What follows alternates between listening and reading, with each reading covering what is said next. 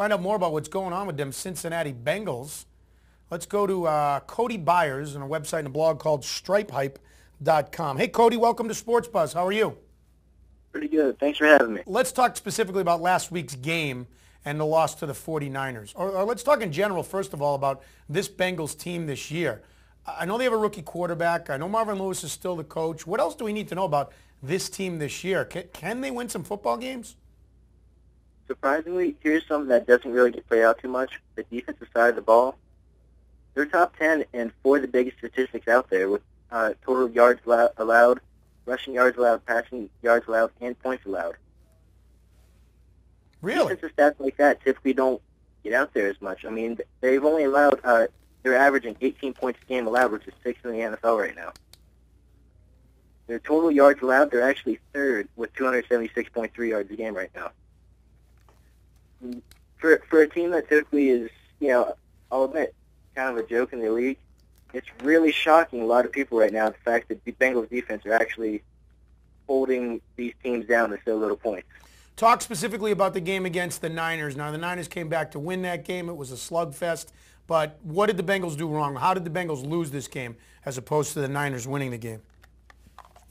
Some of the biggest issues was time of possession. The Bengals actually let the 49ers have the ball 35 minutes and 20 seconds in that game. If you can't actually win at the time of possession, you are not going to be winning games when you actually let a team have 35 minutes to control the clock. Because it was consistently the team couldn't actually convert on third downs. In the last 2 weeks, they've only converted twice. Last week, they went 1 for 10 on third down. If you can't do that, you're not going to be winning many ball games. Now, Cedric Benson is the one name guy, sort of, I guess, that's left on the Bengals with Carson Palmer gone, with Ocho Cinco, with Terrell Owens and other big names gone. But now he's going to be suspended for 3 games. Talk about that story and the latest with him. The latest right now is he's not suspended this week. So far, nothing actually saying that he's going to be suspended. He had his appeal yesterday to the NFL, and going off what John Clayton was saying earlier was until further notice, Cedric Benson should be able to play. Interesting.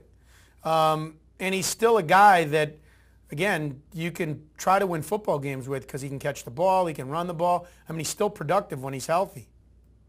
Oh, yeah, he's a very good workhorse. I mean, he's not flashy. He's not going to be getting guys a lot of fantasy points, but he's a guy you can give him carries after carries after carries, getting 3, maybe 4 yards carry.